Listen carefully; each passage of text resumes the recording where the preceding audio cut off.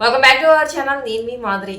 మనందరం కూడా మన చుట్టూ ఉన్న ప్రదేశాల్లో కానివ్వండి, మన దగ్గర వాళ్ళలో కానివ్వండి, లేదంటే మన ఇంట్లోనే కానివ్వండి, ఎక్కడైనా కానివ్వండి, ఖచ్చితంగా ఇలాంటి వాళ్ళని చూస్తూనే ఉంటాము. అలా చూసినప్పుడు ఇలా మనం ఫీల్ అవుతూనే ఉంటాం. అదేంటి, వాళ్ళు ఎలాంటి వాళ్ళు అని అనుకుంటున్నారా? ఏం లేదండి, మనం అన్నం తిన్నాం అనుకోండి, తిన్న తర్వాత ఆ ప్లేట్ని చూస్తే ఎలా ఉంటుంది అంటే, మన ప్లేట్ మనకు తీయడానికి బాగానే ఉంటుంది, కానీ వేరే వాళ్ళ ప్లేట్లు కానీ ఏదైనా తీయమన్నప్పుడు కొంచెం అరే అసహ్యంగా ఉంది, ఆ ప్లేట్ అంతా ఎలా తీస్తాము అలా కొంతమంది ఫీల్ అవుతారు. ఖచ్చితంగా ఫీల్ అవుతారు. ప్రతి ఒక్కరు మేము ఫీల్ అవ్వము అని చెప్తారు, కానీ ఖచ్చితంగా ఫీల్ అవుతారు అనమాట.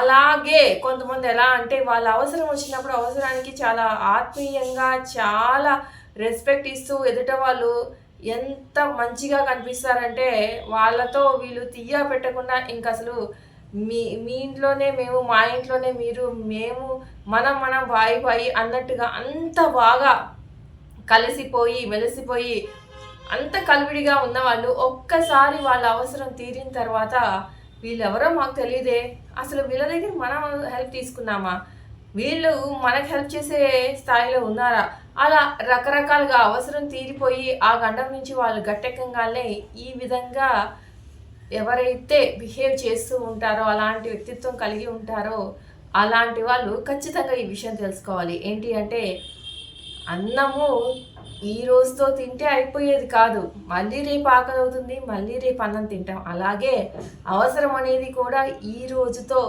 ఈ ఒక్కదాంతో అయిపోయేది కాదు.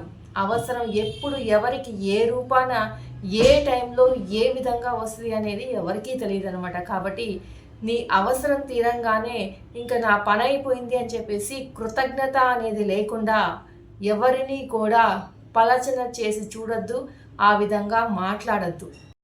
మీరు అనుకోవచ్చు, అంటే అవసరము ఒకవేళ మళ్ళీ రాకపోతే మాట్లాడవచ్చా, లేదంటే అవసరం లేని వాళ్ళు మాట్లాడవచ్చా, ఇలా చాలా అనుకోవచ్చు మీరు. కానీ పర్టికులర్గా నేను ఇలా బిహేవ్ చేసే వాళ్ళకి మాత్రమే చెప్తున్నాను అనమాట.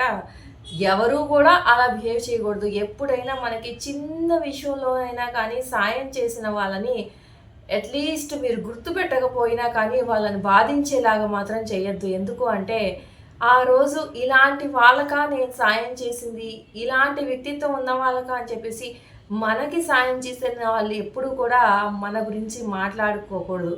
అలా మాట్లాడితే అంతకు మించిన అవమానం కానీ, అంతకు మించిన డిస్‌రెస్పెక్ట్ కానీ మనకు ఉండదనమాట. అంటే మన బిహేవియర్‌ని బట్టే కదా వాళ్ళు మాట్లాడేది. కాబట్టి మనం ఎప్పుడూ కూడా గుర్తుపెట్టుకొని ఎప్పుడు వాళ్ళకి మళ్ళీ సాయం చేయాల్సి నచ్చినప్పుడు చేయాలి. అది నీ వ్యక్తిత్వం మీద ఆధారపడి ఉంటుంది. అట్‌లీస్ట్ నీకు ఆ కొంచెం మంచి వ్యక్తిత్వం కూడా లేకపోతే కనీసము వాళ్ళని మాత్రం తుంచినట్టు మాట్లాడకుండా ఏ సందర్భంలో కూడా మీకు నచ్చకపోతే కామ్‌గా ఉండండి. అంతేకానీ కృతజ్ఞత లేకుండా మాత్రం మాట్లాడకండి. కృతజ్ఞత లేకుండా పనులు మాత్రం చేయకండి.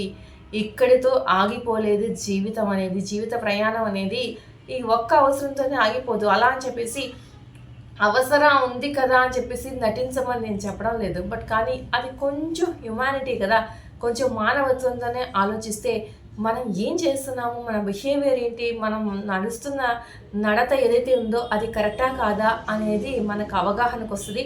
కాబట్టి మనల్ని మనం ప్రశ్నించుకొని అట్లీస్ట్ మీరు మంచి చేయకపోయినా పర్లేదు కానీ చెడు చేయకండి. అట్లీస్ట్ మీరు వాళ్ళకి హెల్ప్ చేయకపోయినా పర్లేదు కానీ మీ పునాదుల్ని, మీకు హెల్ప్ చేసిన వాళ్ళని మరిచిపోకండి, తూలనాడకండి అని మాత్రమే నేను చెప్తున్నాను. ఎందుకు అంటే, ఇది కలికాలం కాబట్టి అందరికీ అన్నీ చేయడానికి సాధ్యపడచ్చు, సాధ్యపడకపోవచ్చు. అందరూ చెయ్యొచ్చు, పాటించవచ్చు, పాటించకపోవచ్చు. కాబట్టి అట్లీస్ట్ వాళ్ళకి మనం హెల్ప్ చేసినా చేయకపోయినా, నువ్వే నీకు మంచి వ్యక్తిత్వం అయితే నువ్వు ఖచ్చితంగా చేస్తావు. నువ్వు హెల్ప్ తీసుకున్నావు కాబట్టి. నువ్వు అంత మానవత్వం లేని మనిషి అనుకోండి, అట్లీస్ట్ కనీసం తోడలాడకండి అంతే. ఇదండి ఈరోజు వీడియో. కనుక నచ్చితే లైక్ చేయడం మర్చిపోద్దు. మరి ఇలాంటి వీడియోస్ కోసం వెంటనే ఛానల్ సబ్స్క్రైబ్ చేసుకుని పక్కనే ఉన్న బెల్ ఐకాన్ కూడా ప్రెస్ చేయండి. అప్పుడే నేను పెట్టే డైలీ నోటిఫికేషన్స్ మీ దాకా వచ్చేస్తాయి.